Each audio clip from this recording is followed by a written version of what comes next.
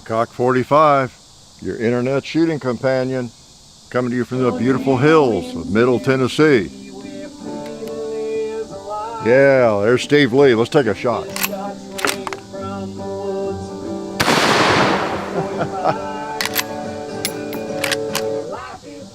30-30.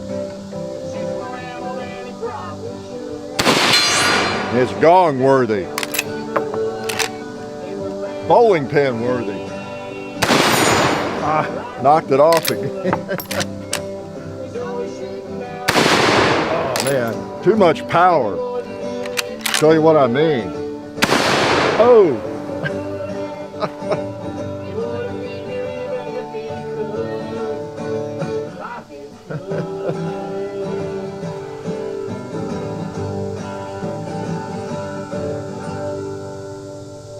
Yeah, just for the people who hate that music, I thought I'd let it play out to the end. I don't hate your music, don't hate mine. Well, I don't know if that's my music. It's sort of, I actually like, you know, a lot of country music. I've told you before, I grew up with it. My parents, my dad played, a lot of relatives I had played all sorts of instruments, piano, banjo, guitar, organ, all sorts of things, and violin, but yet I grew up in the era of the Beatles and the Rolling Stones, Elvis and all that, and Led Zeppelin. So I was very eclectic. I just was immersed in all of it. Can't play it myself unless I can turn on the stereo and play it there. So yeah, anyway, it is Tennessee, the home of Pat Summitt. Yes. Jeff Quinn. Who else of note? Aretha Franklin. Yeah. And probably millions of people that were born here, really. So we're happy that they were born here. It's a pretty good environment, as might be your state, right? I joke about Kentucky. I growed up there, mostly, you know, at least till I was about 17. And it's a nice state. It is. There's a lot of nice states. I have traveled through most of them in the country and driven through most of them. And a lot of nice areas really are. I even, at least I used to enjoy visiting the large cities, you know, like LA, Chicago, Miami, New York City. What are some other, Atlanta, you know, I've been to all the New Orleans, you name it, I guess. But because they're all unique, different, and interesting in a novel sort of way. There's something about anything that's different, novel, that I think most of us find exciting to some extent, because it's so different maybe from where we live, what we do. So, but beyond that, and then especially in, you know, the last few years, that notion has become much less desirable.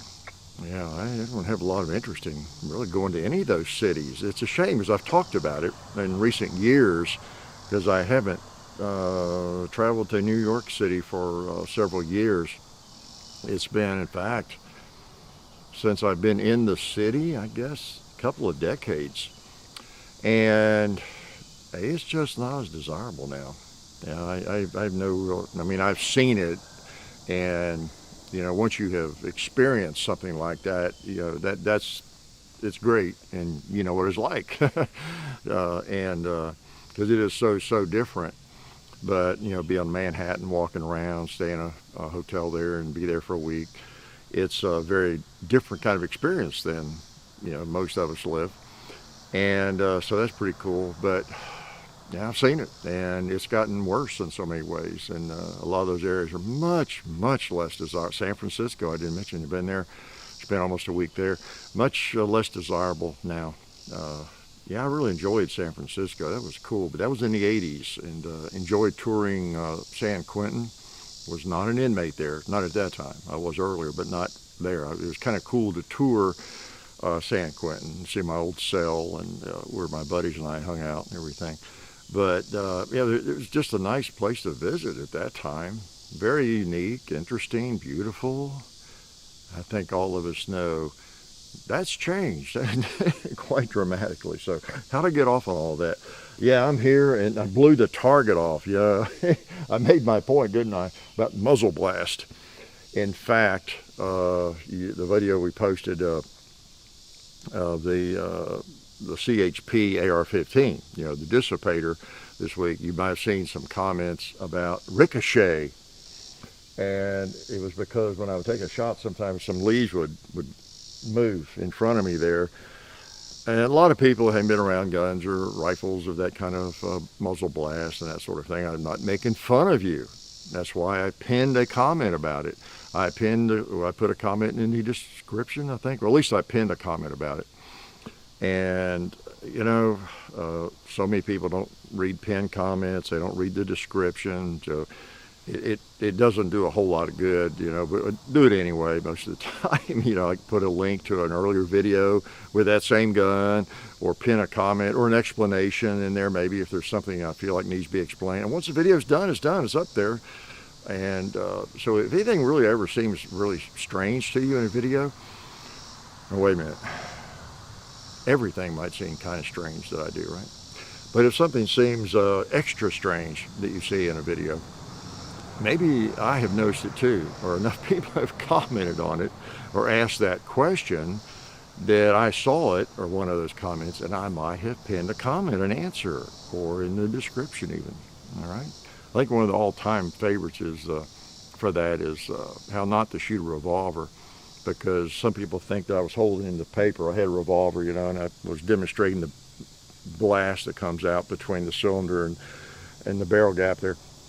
And yeah, I mean, maybe a little bit of the end of the paper was out past the barrel. I don't know, but mainly it was right there. And so many people thought that, well, the only reason it blew up the paper was because you had it sticking out in front of the barrel, you know.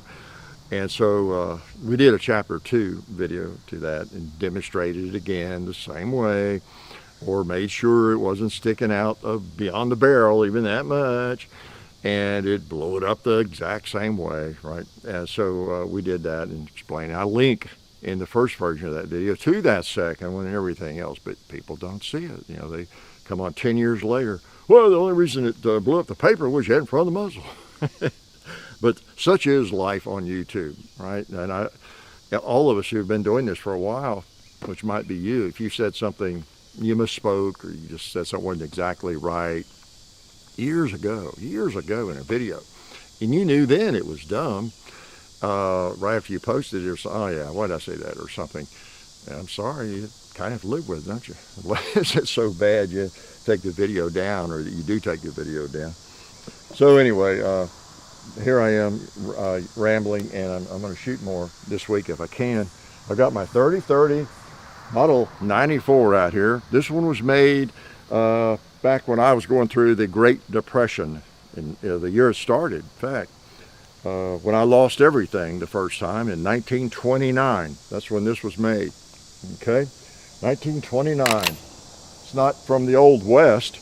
Well, I guess no Model 94s are from the Old West. But, you know, 94 gets on back there a ways. That's 1894 now, folks. Let's shoot a couple of more times.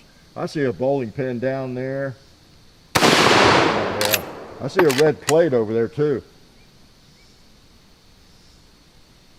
And I still see a red plate. Got him. Okay. I need to, I think I probably said that in the other video with it. I need to paint that front sight, and I have gotten better about that. I found some good sight paint, Birchwood Casey, and I've gotten a couple of packs of that, and they've got different colors, and I have taken care of that problem with a lot of the revolvers that I've complained about and said I need to paint that sight. And I'm working my way through. As I get them out again, this one I'll do before I put it away, maybe. It has, I think, a brass bead, maybe a little bit. Shining that up actually helps. You can take a rag or something and wipe it and get the brass shine back up, and you can see it a little better. I might just put some white paint, just a little bitty touch on that before I put it away. I get the alcohol out and hit it with alcohol, wipe it off, and so the paint will stick, for those who don't know physics. And I might not know physics either. There might be something better than alcohol, but it works. It always worked for me. Clean it really well, let it dry, and then a little dab of paint, fingernail polish, thing like that works. So I'll get around to that. Yeah, that's what I miss about teaching. I could tell a classroom of middle schoolers that, and about 5 or 6 would go home and tell their parents that night at dinner, wow, Mom, hey, Dad, you know Mr. So-and-so, he's a felon. He was arrested 95 times, And, it was just, that was my life teaching. It was funny. So anyway, yeah, what else? Yeah, I got some stories, man. I got some stuff here. It's so funny that I got to share with you. I'm going to shoot this. I got a couple other things here. I don't know whether I'll shoot them or not. 30-30 is a great gun, though, isn't it? The guns I have on the table, I brought out. You might have seen already, or you might not have, but they are on loan. And what I'll do is I'll show them to you in a close-up, maybe. But look at this. Look at this. Just look at that. What do you see? Yeah, you see 2, not 1, but 2 Colt Pythons, right? Look at that. Are they beautiful? These are the Snake Eyes. Look at the grip. See the dice on there? There you go. And on the other end, you got a hand of cards, royal flush there. So it's a pair. They're called the Snake Eyes. And in fact, the serial number is Snake Eyes. It's Eyes 195 on this one. On this one, it's 195 Eyes. They just reverse it. But that's the serial number. And they made these in a set of these, or they made, this is a set, but they made 500 sets in 1989. And I got my hands on this set from buds to shoot. Okay, they'll be in they're in these won't go back to the e-gunner. You'll see it in the video, understand all that. I'll explain it, but they they are donated by an individual to the auction that the NRA FFF Firearms for Freedom does, and Buds operates that for them at no cost. So Buds just as a donation to the NRA, the Firearms for Freedom Foundation. They handle that and the auctions and all that kind of thing. So it's great. It's a great service they provide, for that foundation. So just so you know, and if people donate guns, I've explained this before. In years past, we usually set up or we go by their booth, do a meet and greet. Often in normal times at the NRA meeting, they at the Firearms for Freedom booth there, they have people that want to donate their firearms to the cause, and you can designate where that money goes. If you do that, okay, you can designate that they go to like the ILA, the Institute for Legislative Action, training, civil defense, whatever, as part of the NRA that you want that money to go to, so that maybe it won't go to buy anybody new suits. Okay, enough on that. But it does great work there and all that. So so anyway, that's what those are, and they're gonna let me shoot them. I don't know if I'll shoot them again or today or not, but I really feel privileged. So and on that topic, I wanted to tell you, I took a picture of them and this week and posted on Instagram, because they're just beautiful little 2.5-inch barrel pythons with those cool grips. They look like ivory. They're not, of course, but they're just cool. You see those, and I took a picture of them, posed like that, and I'll tell you what, I'll show them to you. I did a little segment here showing that to you, and then I'll tell you what happened on Instagram. Okay, so get ready to look at them. Yeah, how about that? Is that a pretty picture or what? You see what's written on those barrels? Oh man, with those grips. A Royal Diamond Flush. Straight or whatever. Not bad, huh? Snake Eyes. Ooh, and that beautiful 1894 30-30 Winchester. That ain't bad either. Not a bit, is it? Oh yes, and there's the date. It is shoot-around number 85. Wow, that's a lot of shoot-arounds, a lot of yakking, isn't it? But there it is. Okay, back to the talker and shooter, hopefully. Okay, pretty cool, huh? Pretty cool. Well, I posted a picture, kind of like what you were looking at there, on Instagram this week, and many of you already know this. You follow us on Instagram, The Real Hickok 45. And I don't know, it wasn't up long, and they took it down. Yeah, and I don't know, violation of term of service, it was a criminal act, or all kinds of stuff. It was like horrible that I posted those pictures of those firearms up there. I mean, it was, if it weren't so sad, it would be hilarious. It really would. And I just did a screenshot of the message I got there, and I posted it on Instagram for y'all to see, and many of you have seen that. So just so we all know, we're all aware, what we're up against. This is just bizarre.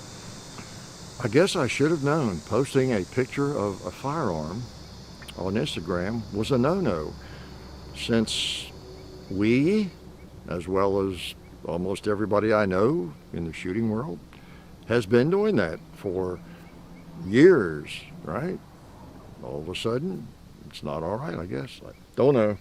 It may be like YouTube, whether your video gets approved for ads or not or whatever. It just depends on which droid and which cubicle looks at it, I guess. And if it's somebody that's just like more woke than you can imagine, you get that kind of result. Or maybe somebody with common sense. Maybe most of the people that look at that stuff on Instagram, okay, it's guns, I don't like guns, but it's all right. Nobody's shooting anybody on this posting or doing anything violent, so it's a legal product, so I guess I won't delete it and send this person a message that makes them feel like a felon or something. Well, actually, you couldn't do that. No matter what they would say to me, it's not going to make me feel guilty or like a felon. It's more a reflection on any of these posts you hear about, all through social media, big tech, that get taken down. It's not like anybody who made that post is actually offended, right? I mean, it's a reflection on the censors. It's not a reflection, on you or me if we get something taken down. It's just a sad, it's a statement about the sad state of affairs that we're in right now. Whereas, unlike if, I don't know, maybe you're in school, high school, college or something, you write an essay or assignment, and maybe it is online for the class, or I don't know what it'd be, and you got a really sensible teacher, 3 of those left, and maybe you said something, you didn't mean to say it or write it, and it came out wrong, and it became, maybe there was a double meaning, it was like extremely offensive to some people or something like that, and you didn't realize that you were just writing. It was almost maybe you misquoted something, or even a typo added to it, or the confusion, it really came off as wow, scary or something like that, and your teacher deleted it and wrote to you, a message or something, or said to you, it was very, very offensive and dangerous sounded, and when you looked at it, it was, maybe you didn't mean to say it like that, or so a situation like that, you'd feel kind of, I didn't mean to say that, I didn't mean to, or I pulled out a quotation from somewhere and cited it, but I didn't mean to grab that part or something, and which was very offensive for some reason, or use some language that's just totally off base or whatever. And then you would, oh gosh, I'm sorry, I didn't mean to do that. I know better than that. It's not a situation like that, is it? No. It's people trying to censor common sense, and people out here in the real world just doing stuff we all do and everybody does, and don't think anything about, and haven't my entire lifetime. So enough on that. We all know that issue. It's something we're battling everywhere. It was funny. I posted that, and I was having breakfast with my wife and grandson, and I noticed, I go to my mail. I'm still on AOL, old school, all these years. And when you go to AOL to check your mail, you first have to see that first page, the news, news bullets about what's going on in the world. Well, you can imagine AOL is just like every other big tech news organization or anything. And it's almost funny, because if you go to a real news source, it's so different. And there was a headline about Rand Paul, how he he had been suspended from some big tech and had, because he had, how was it phrased? He had falsely,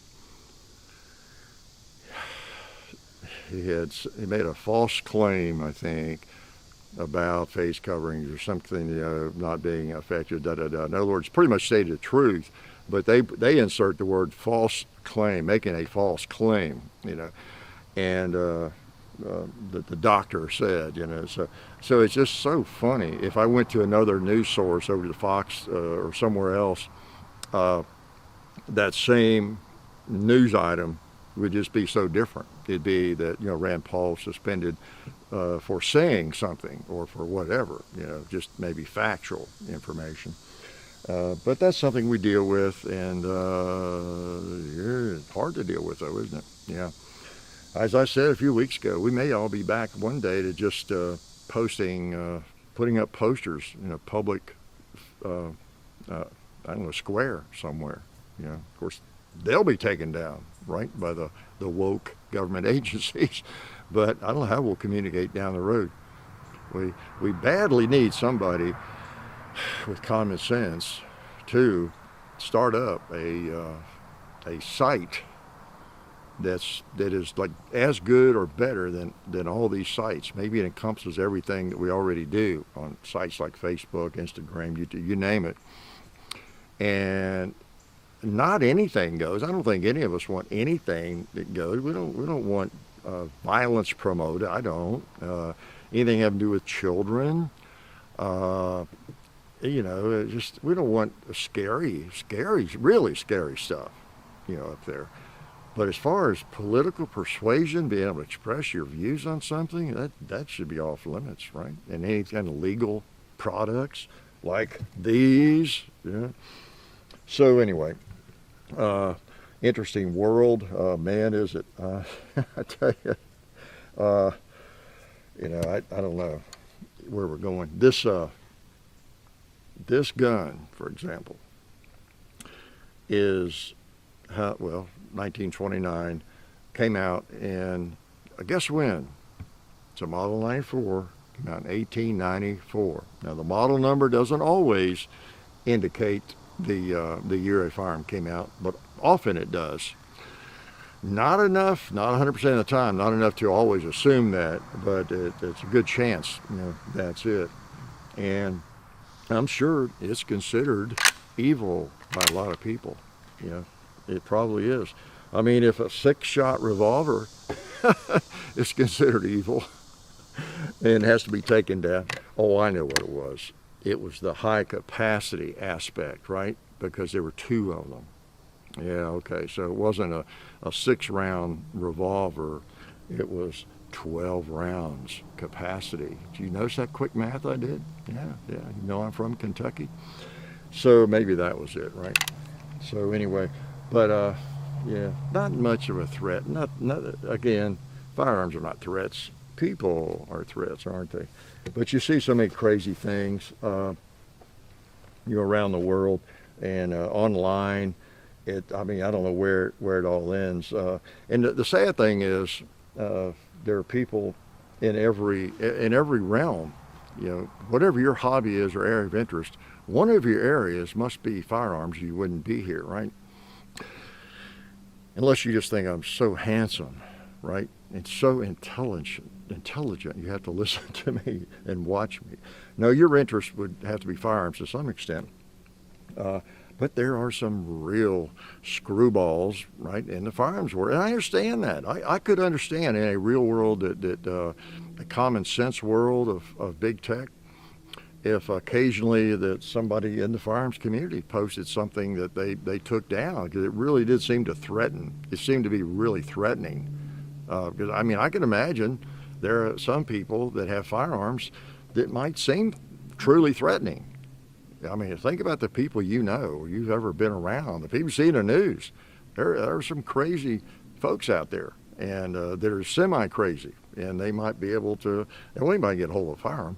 And so, there could be some things that would have to be taken down. But you've got in every area, every endeavor, I don't care if it's pets, firearms, whatever your hobby is, playing cards, and many of you go to forums or to websites or to areas within YouTube or whatever it might be, and other areas, and you can name, you know, people that, wow, they've been limited, and maybe some of them actually deservedly, you know, they've been banned or something because they just went way off the deep end, you know.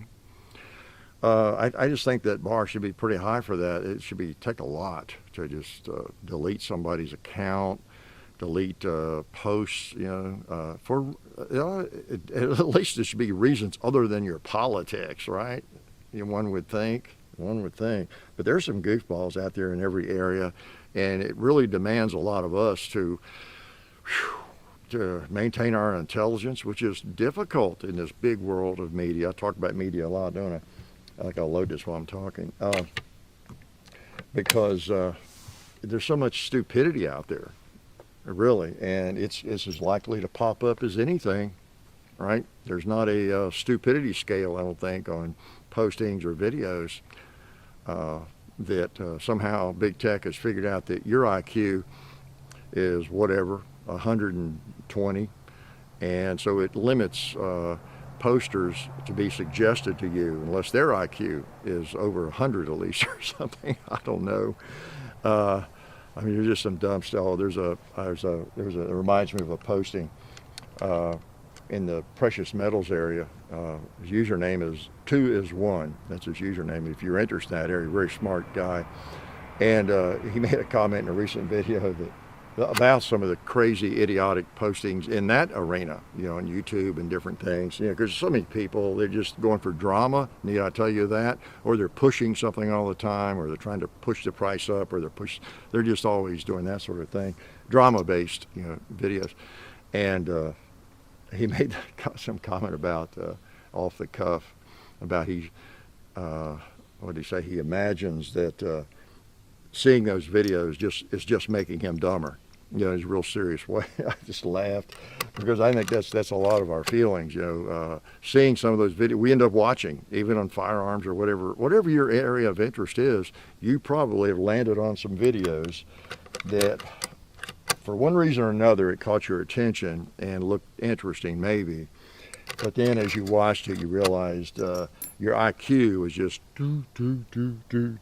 You know, down, down, down. Maybe that's my problem. I've watched too many videos, okay? Because I already started out with a pretty low IQ. I cannot afford to have mine dipping or dropping any further, right? So take that as a warning, you know? Yours might be in the same place. You don't need to be losing any points. Be careful what you're watching. But anyway, it's in every area. You know, the stupidity. It is. You might even see some on our channel. Hopefully not too much. Okay. Let's shoot this fine old Winchester some more. I'll tell you, this is back when Winchester was Winchester. Model 94 Winchester. Trademark. Nickel steel. 30 WCF. You know, 30-30. I got it loaded, so careful where I point. Made in the USA. Winchester Repeating Arms. New Haven, Connecticut. Yep, Winchester was Winchester. Right there, Winchester, made in USA. In other words, it's not just some holding company or somebody, like happens to a lot of firearms companies. They get bought out several times, but they also retain the name, you know, whatever it is. And it's sort of a Winchester or sort of a Marlin or sort of a Colt or whatever it is, but in some ways it's not. But 1929, Winchester was Winchester. Okay? Definitely a classic rifle. Wonder if I could shoot through that hole, you think? Well, let's shoot some stuff here.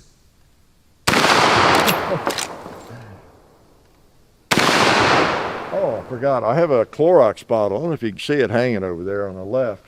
I don't want to shoot the post, so I'll shoot on the left side.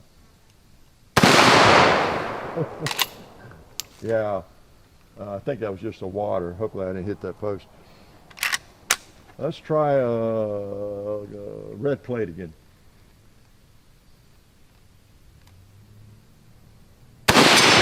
Not even. All right. Let's try the gong. Let's try that other red plate.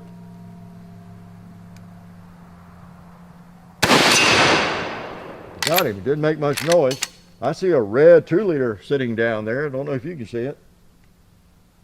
You probably saw that. Yeah.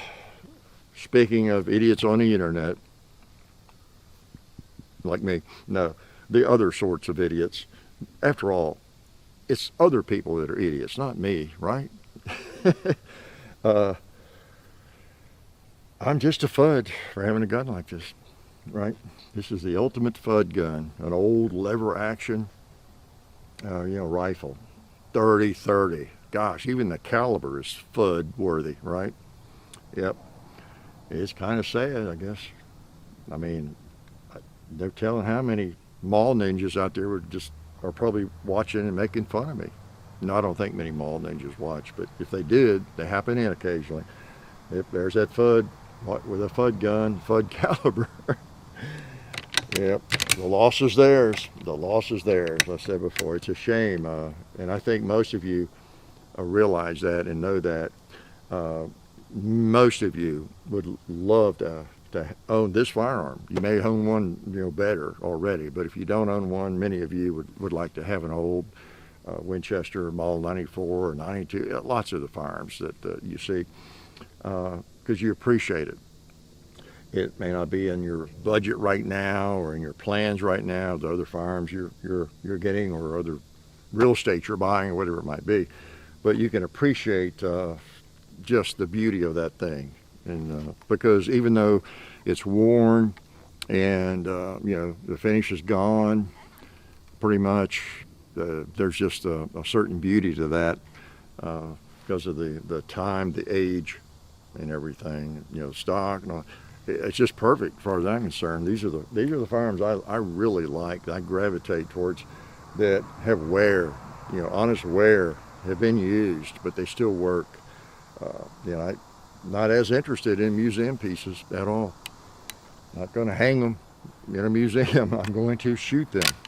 Okay, so even those pythons, there are people that consider that beautiful collectible set, as FUD worthy, right? After all, they're revolvers. It's really hot and humid. Good thing you're not. Well, some of you are here, right? They're FUD guns, right? They're pretty cool FUD guns, I'll tell you what. Yeah, they are. I joke about that, and I shouldn't even joke about it, really. I mean, it's just silly. You can't help it, though. It's like the idiotic, social media people, everything else. You can't help but know about it and know that there are people who consider stuff like this as being, FUD guns or whatever, and so you can't help but make fun of it, make fun of them, because basically we feel sorry for them. They don't have an appreciation for the finer things in life, right? I have an appreciation for the finer AR-15s in life, and so I just assume, silly me. I assume someone who's truly interested in firearms can appreciate a good old flintlock. May not be their bag, may not be, I sound like I'm talking from the 60s, right? It's not their bag, man. It may not be their primary interest, of course. It's not mine. But I would assume anybody who really likes firearms and is into them can appreciate Brown Bess musket, a Kentucky flintlock rifle, a Colt single action, nice AR-15, a nice AR-10, a nice machine gun, an M60, an AK-47, a Glock pistol, an M&P pistol, a SIG pistol, a Python revolver, a Smith & Wesson. So when someone just really does, consider those things off limits to them and put them in any of them in some category that's negative, I don't get it. I don't get it. If a firearm is quality, it's well made, so what? So what? All right. I know I make fun of high points. They're fairly well made for what they are. the thing that here I am talking about high points again. They work generally, and they've helped a lot of people get into firearms. It's just that once you handle a gosh, even a firearm that is a couple $100 more, you're never going to want to shoot one hardly. It's going to be, wow.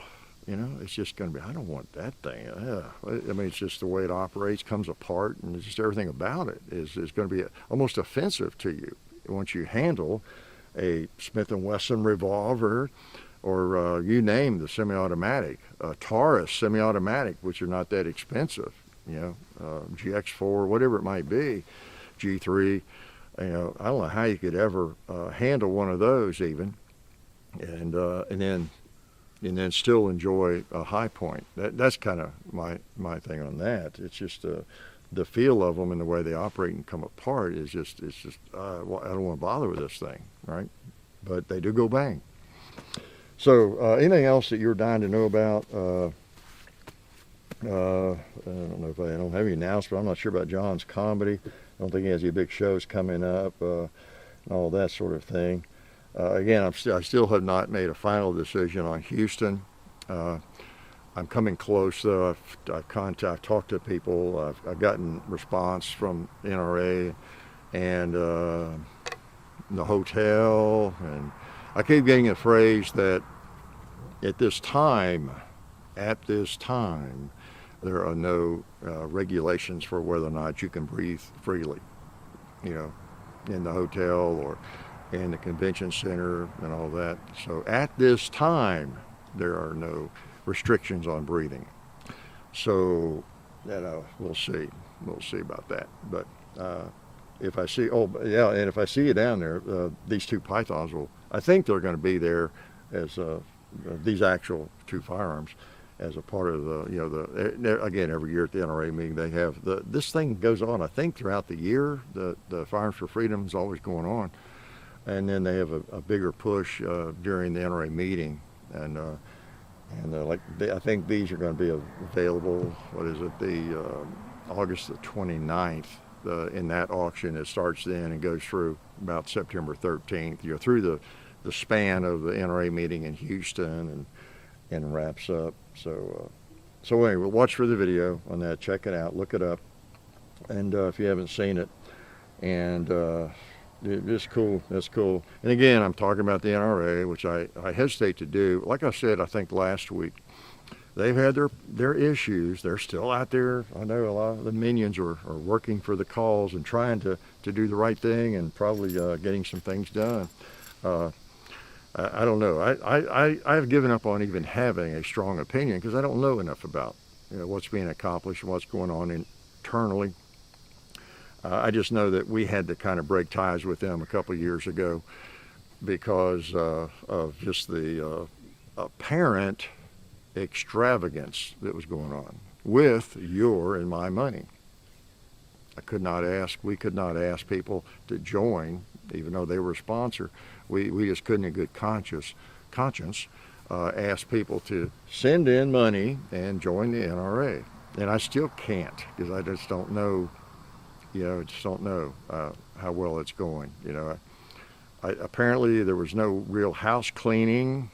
I think that might have taken care of some of their problems, and it would have, if nothing else, sent a signal that we're turning around here and that kind of thing. And so I don't know, since that hasn't happened, I just don't know. I just don't know enough about it. Maybe somebody on the inside, more about it.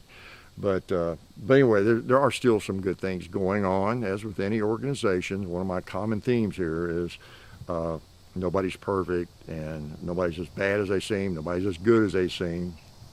Now, wait a minute. Jeffrey Dahmer, maybe he's as bad as he seems.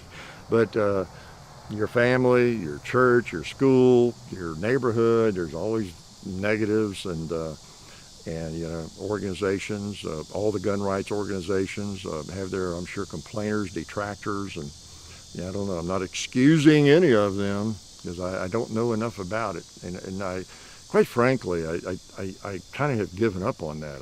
We're not ever going to allow sponsorship from any of them. In fact, we've turned it down already for some others.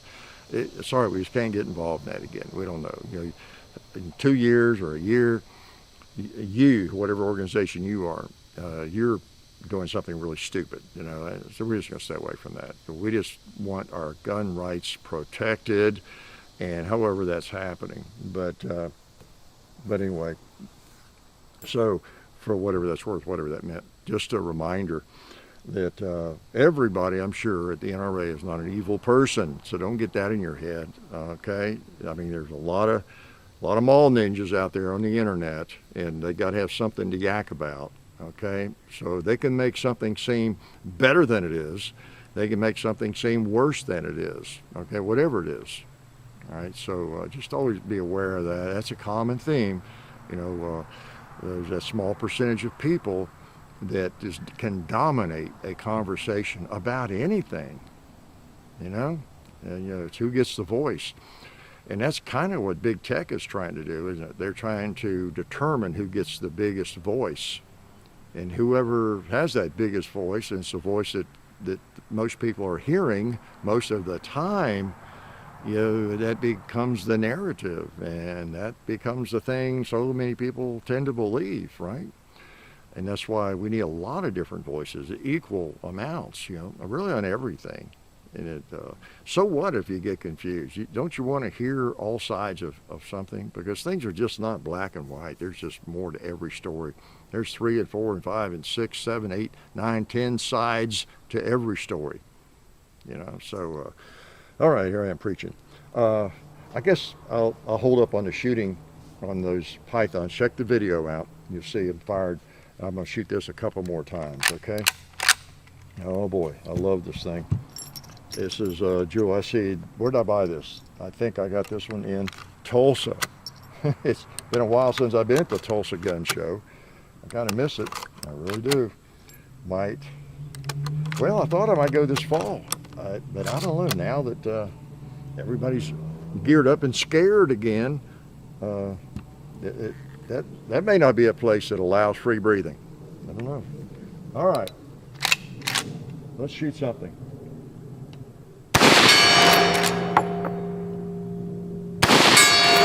Yeah, boy, bowling pin. Another bowling pin.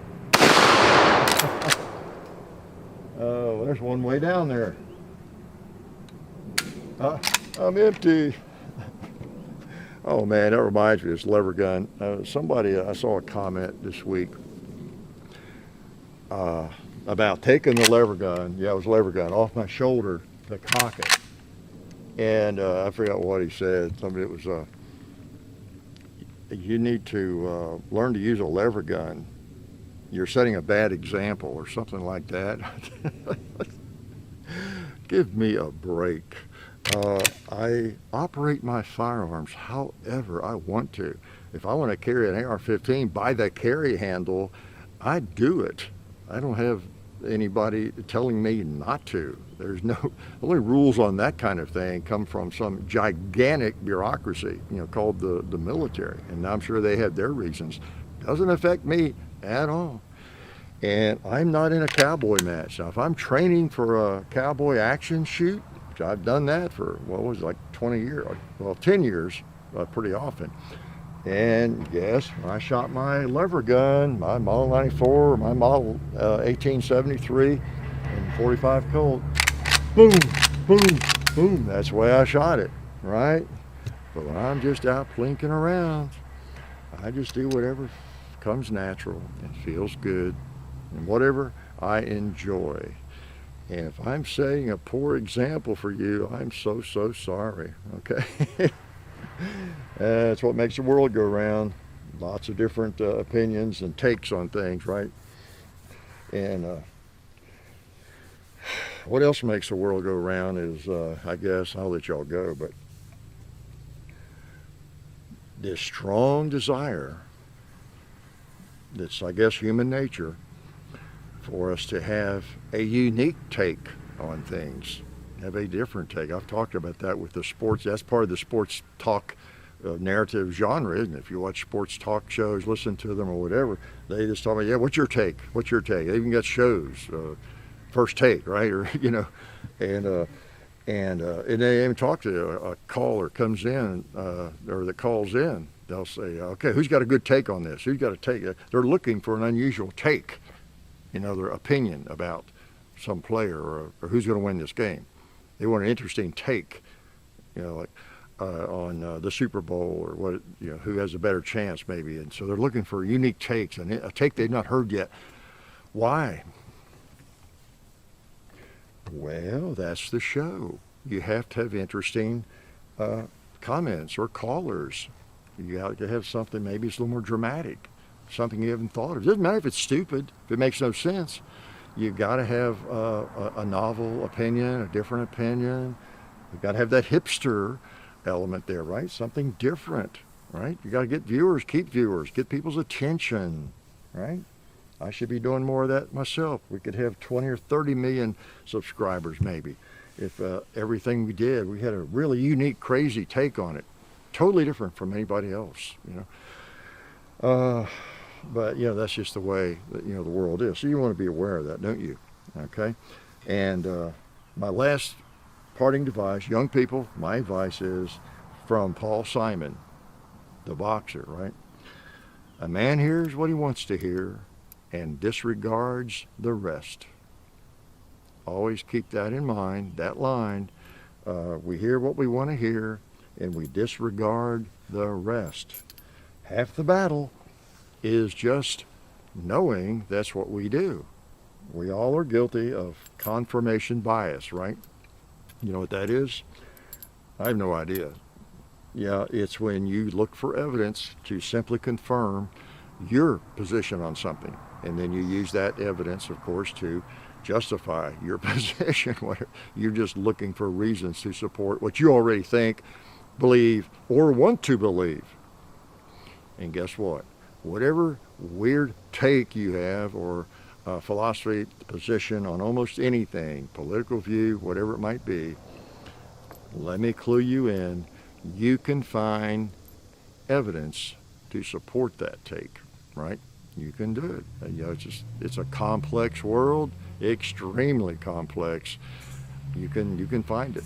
You can find it. It's just like with Shakespeare. I've read somewhere the two most widely read and interpreted books were Shakespeare's plays and the Bible, on the planet.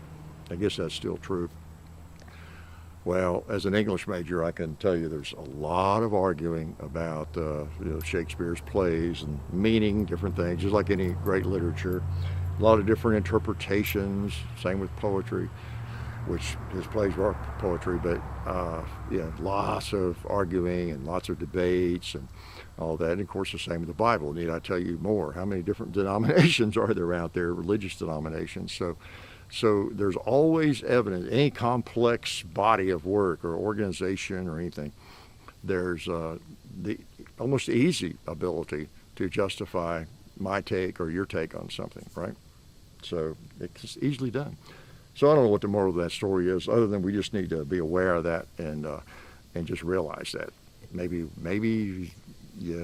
we're right, but we're not as right as we think we are. Maybe there is another side to that story we should at least look at or consider. And maybe that other person is not a total idiot. They just they're looking at the other evidence that's out there. Okay. So I'm going to clean my guns, and again, check out the video on the Snake Eyes. Pretty cool. And it's great that people, donate firearms like that, isn't it? For the gun rights cause. Now again, NRA haters would think that's horrible probably. But it's a good foundation, does good work, and you can specify where that money goes. And so it's just worthwhile thing to do. I have to admit, I've not donated any to, I think I was going to a couple of years ago. Now I'm not so sure about the NRA. I'm not an NRA hater, as you can tell from what I've said earlier. I'm still an endowment member, life member. I'm skeptical. I'm kind of standing back, a little skeptical about some of the things that they're doing. But I know they are still doing good work in a lot of areas. So, but we need all the organizations, and that's what's happening there. One school of thought is that, and I see it expressed pretty often, is we're really better off with lots of fairly powerful gun rights organizations rather than just one, which is kind of what we've had over the years. The big elephant, was the NRA. And that we might be better off with a multitude of them doing different kinds of work, which is kind of what has happened and is happening. Yeah. Anyway, it is what it is, and it's up to us to try to make it better. Do our part, stay in touch with our representatives, because they're always coming after the Second Amendment. That's just a fact of life. You'll still see comments occasionally on social media. Someone is actually being sarcastic.